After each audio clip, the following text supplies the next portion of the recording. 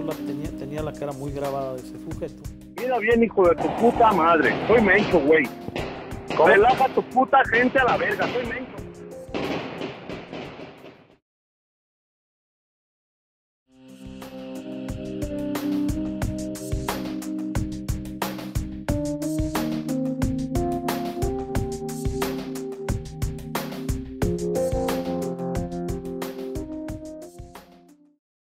Sigue la corrupción y la impunidad continúa reinando. Es lo mismo, no ha cambiado nada, inclusive aumentó más todavía en esta administración.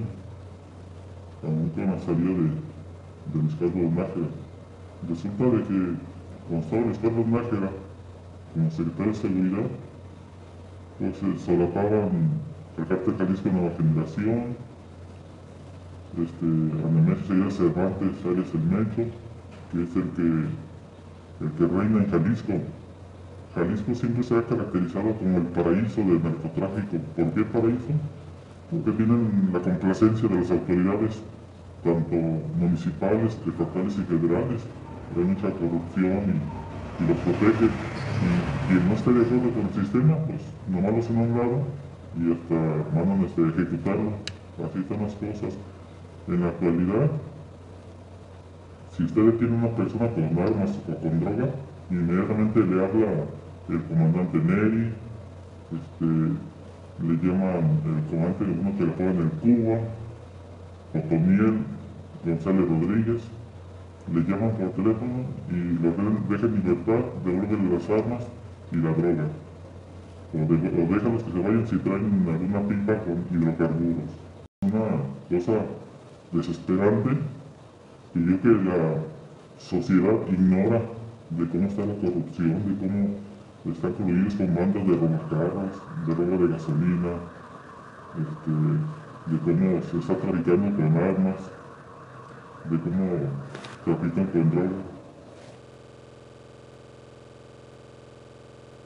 Existe una narconómina que lo que nos llama mucho la atención a varios compañeros, de los cuales hemos platicado dentro de las asociaciones interpoliciales, asociaciones civiles, de que en Jalisco el gobierno federal ha detenido a grandes capos aquí en Jalisco, pero nunca han dado a conocer quién son quienes los protegen. Inclusive cuando se detuvo a Arnaldo Valencia, se le aseguró una finca ahí en la colonia Seate donde había narconóminas, había dinero, alhajas, armas. Nunca se dio a conocer, ni tampoco fueron citados a quienes en ese momento estaban siendo señalados en esa narconómina. Entonces, yo pienso que es una corrupción, como dicen, desde el primer escalón hasta el último y viceversa, porque, reitero, nunca han detenido a agentes policíacos o a políticos en Jalisco que estén coludidos con el crimen organizado.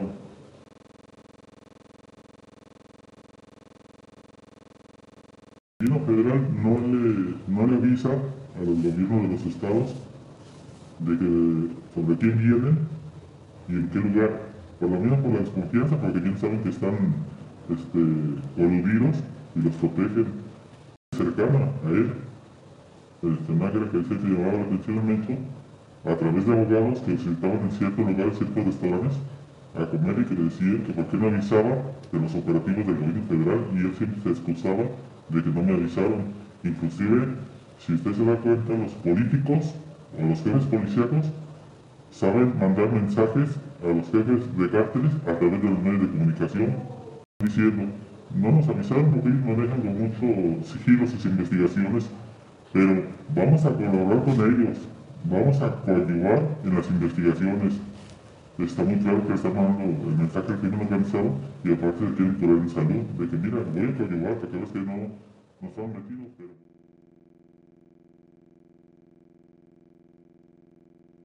Yo creo que el cambio no se va a dar. Nadie puede estar en contra del sistema y más con ese poder que tiene Nemesio Seguida Cervantes, ¿quién va a estar en contra de él? Nadie, todo el mundo tiene, como dicen por ahí, tiene que alinearse. O estás con él o estás en contra. Y si estás en contra, pues ve el crimen organizado, cuál es su poder. Tiene poder económico, poder poder económico y poder político para influir en las decisiones de los gobiernos, a quién quitar y a quién poner en ciertos puestos que podría ser de seguridad y procuración de justicia. Ha habido directores de nivel y que son actualmente, que no podían ingresar a la fiscalía y tuvieron que buscar a través de un vínculo de crimen organizado para poder obtener un cargo.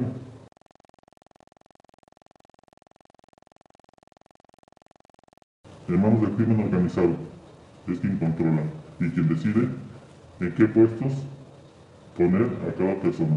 Obviamente personas que estén aliados al cártel Jalisco. Ya dice, a esta persona pónmelo en este lugar. Ahí acaban de nombrar un director de un reclusorio regional que era enlace entre el crimen organizado y jefes policíacos y ya le dio un cargo.